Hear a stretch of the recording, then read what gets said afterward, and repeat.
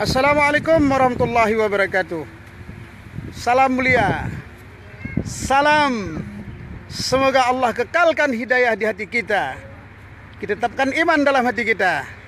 La ilaha illallah Muhammad Rasulullah. Kita sebarkan Islam yang rahmatan lil alamin. Salam kasih sayang. Salam kasih sayang untuk seluruh bangsa Indonesia. Saudara-saudaraku, saudara-saudari yang budiman yang dirahmati oleh Allah. Hari ini saya berada pada lokasi PLTD Apung 1, yaitu perusahaan listrik tenaga diesel Apung. Yang dulunya PLTD ini berada pada posisi 4 km berjarak dari daratan yang sekarang terdampar. Ya, kita bisa melihat, nah ini dia. Nah, PLTD ini dulunya beroperasi dari tahun 2001 kalau saya tidak salah. Jadi ada beberapa tahun dapat memenuhi kebutuhan listrik untuk Aceh. Nah, sekarang kita bisa melihat PLTD ini tidak berfungsi lagi. Justru menjadi bukti kebesaran Allah. Siapapun yang berkunjung kemari menjadi takjub, berucap Allahu Akbar, Allah Maha Besar, la haula wala quwata illa billahil aliyil azim.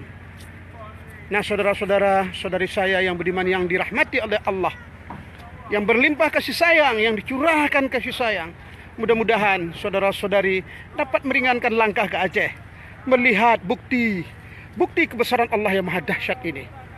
Pada tahun 2004 yang lalu, tepatnya 26 Desember 2004 yang lalu, saya juga menjadi saksi sejarah dari tsunami besar tersebut. Kala itu saya berada di Belang Padang.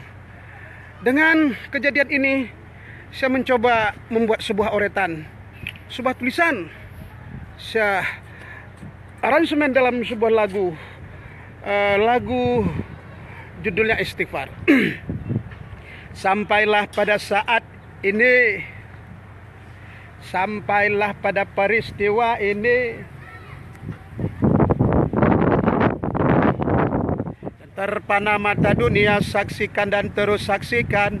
Alam yang dikaji semakin misteri, Aceh yang dikaji semakin misteri. Hamparan puing-puing itulah yang jadi lembaran buku penuh catatan. Mari membaca, mari membaca, mari membaca. Hamparan puing-puing itulah yang jadi lembaran buku penuh catatan. Semakin membaca banyak halaman, lantas ternyata kita hanya debu-debu yang tak memiliki kekuatan. Hamparan puing. Masya Allah, Masya Allah, subhanallah wa bihamdihi, subhanallahil azim wa bihamdihi, astagfirullah. Pada saat itu semua mulut beristighfar. Pada saat itu semua mulut mengucap la ilaha illallah Muhammad Rasulullah. Tiada yang kuasa, Allah kuasa. Tiada lain yang kuasa kecuali Allah. Tiada yang lain kuasa kecuali Allah. Nah, di sini ada orang tua saya, ada ibu saya dengan anak saya yang paling kecil. Ada juga ini keponakan saya. Ini hadir daripada ibu. Ini adik sepupu. Ini juga adik ibu saya. Ini kakak ibu saya yang paling tua. Masya Allah, semuanya datang menyaksikan acara ini. Amin ya Allah. Harapan saya pada saudara-saudara saya menyempatkan langkah datang ke Aceh.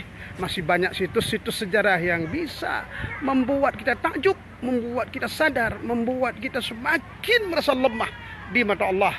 Semakin lemah di mata Allah. La haula wala quwata illa billahil aliyil azim. Assalamualaikum warahmatullahi wabarakatuh.